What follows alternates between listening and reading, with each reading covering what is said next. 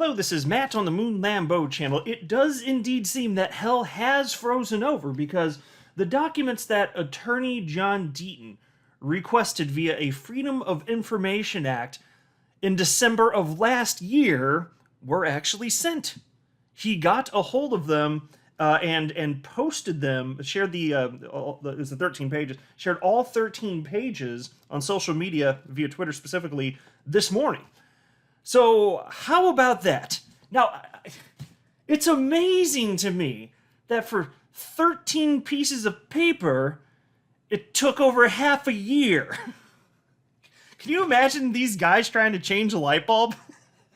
How do they get their shirts on in the morning? Do they wear Velcro shoes like the Bitcoin maxi trolls? I don't know. Helmets? I don't know. I just... It's amazing to me. It's kind of mind-boggling. But setting that aside, I will tell you that it's very clear to me that Ripple is not alone in its assertion that there is not regulatory clarity in the crypto space. And in fact, and I'll show you, I mean, like, to me, this is evidence, like what's cited in these documents, because what John requested effectively was information sent to top officials, including then SEC Chairman Jay Clayton, and it's just document after document after document saying, hey, we need you to act, we need regulatory clarity. And it's just amazing to me that the SEC today can just pretend like it's always been there. The clarity has always existed. And we're the ones taking crazy pills for thinking that there's not clarity when there actually is. So I'm going to share with you some specifics. You might be able to hear these dead trees up in my Moon Lambo fingers. I did print up all 13 pages, and I highlighted some of the parts that I found to be most fascinating. And again, it really does drive home the point that the SEC is on the wrong side of history. But before going any further, I do want to be clear. I do not have a legal or financial background of any kind. I am not offering legal or financial advice. And you definitely should not buy or sell anything because of anything I say or write. I'm just an enthusiast who enjoys making YouTube videos about crypto-related topics, but just as a hobby and just for fun. And so here's the tweet this morning from John Deaton's crypto law organization. Just added to our document library. SEC response to FOIA request, that's Freedom of Information Act request, by John Deaton, with production of congressional letters sent to Jay Clayton. Now, before I even read that, I wanted to share with you what this afternoon Attorney John Deaton had to say regarding the ridiculous over half a year process to get 13 pieces of dead tree. And here's what Attorney Deaton said. It shouldn't be this difficult to get copies of letters from members of Congress to the SEC. Gary Gensler is flat out protecting incumbents. Jay Clayton could have helped foster the fourth industrial revolution when in charge. Instead, today, he writes how the SEC must get it right. And I do find it endlessly entertaining, just the fact that Jay Clayton, when he was chair of the SEC, of course, there's sufficient regulatory clarity, all that, we don't need to take a hammer to the existing system, nothing like that. And then as soon as he leaves that position, what's he doing? He's writing op-eds in mainstream media, for mainstream media publications, saying, hey, we've got to get this, I'm kind of paraphrasing here, but we've got to get this thing figured out. We've got to have a system that everybody understands, a level playing field, regulatory clarity, all that jazz. It's just funny how his story changed as soon as he left the SEC. Isn't that kind of curious? So I'll try and just kind of scroll through as I go through some of this. So starting with the first page here, from somebody named Warren Jackson, who's the lead FOIA research specialist, and you can see it came from the Office of FOIA Services at the SEC here. It reads in part as follows. Dear Mr. Deaton, this letter is in response to your request dated December 20th, 2021. Half a freaking year, man. And received in this office on December 20th, 2021 for any correspondence from any member of U.S. Congress addressed to former SEC Chairman Walter J. Clayton or any other SEC commissioner and or senior official related to the need of the SEC to provide regulatory clarity regarding cryptocurrencies and or digital assets between 2017 and 2020. So there you go. In a nutshell, high-ranking officials, including Jay Clayton, anything sent to those people from Congress during that time period, we want copies of that. And I'm actually kind of surprised it's only 13 pages. It makes me wonder if there was a sloppy job done here and there are actually a bunch more documents, perhaps even more damning and concerning than what was ultimately sent. It does kind of make you wonder here. So let's jump into the first one. I'll try to remember to scroll down as I go through some of this for those of you that are looking at a screen. But here you go. So here's a letter dated October 1st, 2018 to SEC Chairman Jay Clayton. And it's signed by 16 members of Congress. And you'll see, as I go through this, these 16 members of Congress, they're making the same argument that Ripple is today, that the SEC is not providing sufficient clarity. And so it reads in part as follows. We believe that treating all digital tokens as securities would harm American innovation and leadership in the cryptocurrency and financial technology space. Therefore, we believe it is important that all policymakers work toward developing clearer guidelines between those digital tokens that are securities and those that are not, through better articulation of SEC policy and, ultimately, through formal guidance or legislation. So let's just pause and note this.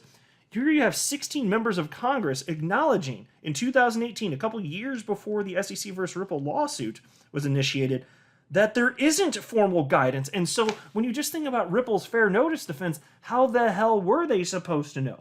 The closest you got to market guidance was the Billy Boy Hinman Ethereum free pass speech in the summer of 2018. That's the closest you get. And if you look at that, frankly, XRP passes that test better than ETH does, in my humble opinion. Anyway, and then the Congress, members of Congress continue, and they wrote, current uncertainty surrounding the treatment of offers and sales of digital tokens is hindering innovation in the United States and will ultimately drive business elsewhere. Additionally, we are concerned about the use of enforcement actions alone to clarify policy. There you go. I'm sorry, are we taking crazy pills? I don't think so. You've got 16 members of Congress, even back in 2018, expressing these concerns. The SEC can suck an entire bag of eggplant emojis as far as I'm concerned. They are in the wrong on this. And then if you take a look at what the members of Congress are asking for, I'll read a couple of these. Number one, the SEC should clarify the criteria used to determine when offers and sales of digital tokens should be considered investment contracts and therefore offerings of securities. Friends, this is what we've been saying. This is what Ripple has been arguing. The whole space has been asking for this for years on end. But we still don't have it, not even 2022. But I'll tell you what, the SEC sure as hell is sue happy, aren't they? Then point number two. I like this one. Do you agree that a token originally sold in an investment contract can, nonetheless, be a non-security as Mr. Hinman stated? Can the resultant token be analyzed separately from the original purchase agreement, which may clearly be an investment contract? And, if so, could the resultant token nonetheless be a non-security? Now, of course, we don't have access at all to any response that Clayton sent, although I'd be willing to bet he didn't ask, if I just had to guess, didn't directly answer the questions that were cited here specifically. That's what a lot of people do when they just want to kind of dodge or, evade the situation, the aggressors, the 16 members of Congress aggressing, right? They'll write a letter, it'll be like a boilerplate type of letter, and then they'll just send that out. So it makes me kind of curious, but this is something that we've been talking about here. And if you just look back to the Howey test from 1946, it's fine that the members of Congress were asking this, but why is it so hard for the then SEC chair, Jay Clayton, to answer something like this? Because he would never give the real answer publicly. The real answer is that the underlying asset is never a security, just like the oranges in Howey and the orange groves, not securities. But he just won't say it because then you're giving up the power to sue everyone that you want into oblivion. That's the purpose of it. These are bad people as far as I'm concerned. Now there was another letter from an Arkansas senator, Tom Cotton, and this one's dated December 18th, 2018, and all I need to read is the very top. Dear Chairman Clayton, I believe it is imperative that the Commission, other federal regulators, and Congress work collaboratively to develop a clearer articulation of policy and, ultimately, formal Commission guidance addressing digital currencies. So pause. The SEC, again, like, what do I keep telling? They've said it's very clear what they're doing. The rules of the road very clear, but everybody else that's not a part of the SEC says otherwise. So is it everybody else on the planet is wrong, or just the SEC is full of a bunch of evil creatures? Anyway, Senator Cotton continues. Whatever may ultimately become of blockchain and digital currencies, the Commission's guidance is essential to achieve the certainty that will best protect United States economic and national security interests and allow U.S. companies to lead the world in these new technologies, end quote. And so what are we getting instead? You're getting these honestly, here's what I think. And it's speculation. We can't get into the hearts of the minds of these awful creatures at the SEC, but it certainly does seem to me, I don't know what else reasonably I'm supposed to assume here, that they're just worried about their careers, climbing the ladder. Gary Gensler, he'll probably want to hire, because it's not about money for him. He's got tons of money. He's got, like last I saw publicly, Gary Gensler is worth like $120 million or something like that, literally. It's not about money for him. He wants to climb the ladder even higher. So perhaps an egomaniac. I don't know for sure. It seems that way. But, because think about this. What they're doing in the process of whatever they're seeking, and I don't even care if that's not the reason. What they're doing, though, is they're sending innovation overseas. And as a United States citizen myself, I don't care to see that. And it's not care to anybody operating in the space, not the entrepreneurs and certainly not the investors either. Let me go a little bit further now. Go down to... yes. Oh, here we go. This one, so this one's interesting. This comes from Ron Wyden, United States Senator. I'll scroll down. December 7th, 2017. So this is as we were approaching the height of last cycle's Bitcoin bubble, when Bitcoin ran for the first time up to almost $20,000. And he was talking about ICOs a bit, but not exclusively. So let me scroll a little bit further, get to it. I think, is this it? There we go. Yeah, this is it right here. Okay. Dear Chairman Clayton, I write to you to urge the Securities and Exchange Commission to publish clear and consistent guidance on the regulatory treatment of issuing non-cash tokens as a method for raising capital, often referred to as initial coin offerings. And just pause and note, listen up here because he uses some strong language. Check this out. He wrote, the SEC's ad hoc enforcement approach is irresponsible for a fundraising vehicle that raised more than $3 billion in capital for blockchain startups in 2017 alone. While the SEC stalls, consumers are vulnerable to fraudsters, and investors and innovators absorb avoidable risk. So just pause to think about this. While we tend to talk about just the lack of clarity in general, it is true that the SEC, through their lack of a reasonable approach, frankly, to be real with you, they were just ignoring the asset class, hoping it would go away. And then once it became clear that it wouldn't, then they got more serious about getting sue happy. That's what it looks like to me. But look, I don't have a problem, honestly, with the SEC going after the actual frauds. Like, I will applaud them for that type of stuff.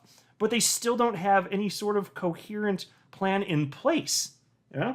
And then a little bit later on the page, they wrote, Senator Wyden wrote, ICOs present an opportunity to extend to all Americans the benefits of new tech ventures, sharing the profits far beyond only wealthy investors.